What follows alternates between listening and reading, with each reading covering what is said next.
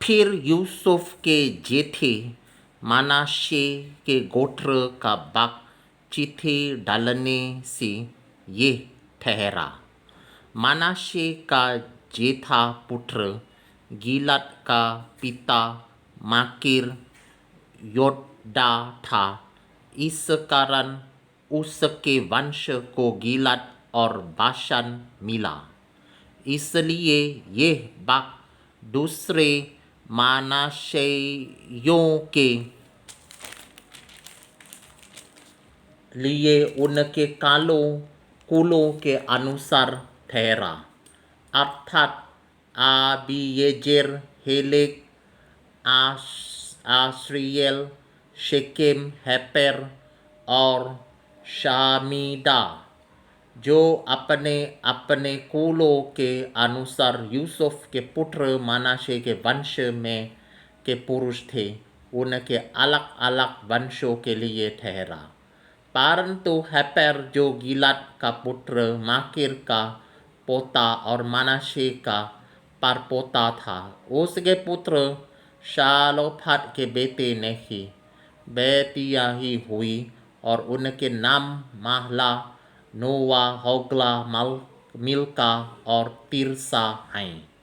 तब वे एलियाजार याजक, नून के पुत्र यहोशू और प्रधानों के पास जाकर कहने लगी, यहोवा ने मूसा को आज्ञा दी थी कि वो हमको हमारे भाइयों के बीच भाग दे। तो यहोशू ने यहोवा के आज्ञा के अनुसार उन्हें उनके चाचाओं के बीच भाग दिया।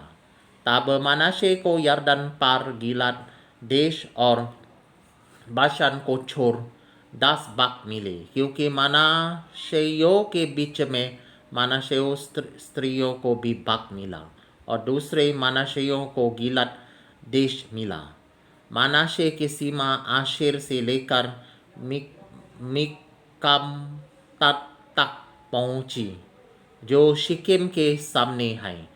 फिर वो दक्षिण की ओर बढ़कर एन टापू के निवासियों तक पहुंची। तपुह की भूमि तो मनाशे को मिली, परंतु तपुह नागर, जो मनाशे की सीमा पर बसा है, वो एप्रैमियों का ठहरा। फिर वहां से वो सीमा कना के नाले तक उतर के उसके दक्षिण की ओर तक पहुंच गई। ये नगर यद्यपि मनाशे के नगरों के बीच में थे, तो भी एप्रैम के ठहरे, और मनाशे की सीमा उस नीले के उत्तर की ओर से जाकर समुद्र पर निकली। दक्षिणी की ओर का देश तो एप्रैम को और उत्तर की ओर का मनाशे को मिला, और उसकी सीमा समुद्र ठहरी, और वे उत्तर की ओर आशेर से और पूर्व की ओर इसाकर से जा मिली। और मनाशे को इसाकर और आशेर अपने अपने नगरों समेत बेतशान, यिब्लम और अपने नगरों समेत दौर के निवासी और अपने नगरों समेत एंदोर के निवासी और अपने नगरों समेत तानाक के निवासी और अपने नगरों समेत मागदी के निवासी, ये तीनों जो ऊंचे स्थानों पर बसे हैं मिले।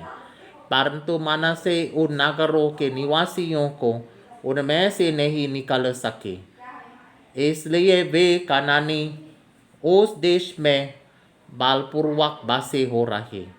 तो भी जब इस्राएली समर्थी हो गए, तब कनानियों से बेगारी तो कराने लगे, परंतु उनको पूरी रीति से निकाल। यूसुफ की संतान यहोशू से कहने लगी, हम तो गिनती में बहुत हैं, क्योंकि अब तक यहोवा हमें आशीष ही देता आया है। फिर तूने हमारे बाग के लिए चिट्ठी डालकर क्यों एक ही अंश दिया है? यहोशू ने उनसे कहा, यदि तुम गिनती में बहुत हो और एप्रैम का पहाड़ी देश तुम्हारे लिए छोटा हो, तो परिजियों और रपाइयों का देश जो जंगल है, उसमें जाकर पैरों को काट डालो। यूसुफ की संतान ने कहा, वो पहाड़ी देश हमारे लिए छोटा है, और बेतशन और उसके नगरों में रहने वाले और यिज्रेल कि तराई में रहने वाले जितने कनानी नीचे के देश में रहते हैं उन सबों के पास लोहे के रथ है। फिर यहोशू ने क्या एप्रैमी क्या मनाशे अर्थात यूसुफ के सारे घराने से कहा, हाँ तुम लोग तो गिनती में बहुत तो हो और तुम्हारे सामर्थ्य भी भारी हैं, इसलिए तुमको केवल एक ही भाग ना मिलेगा।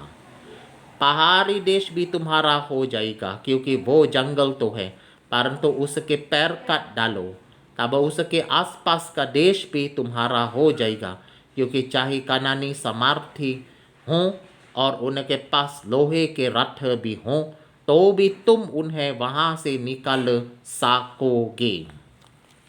All right, quite long.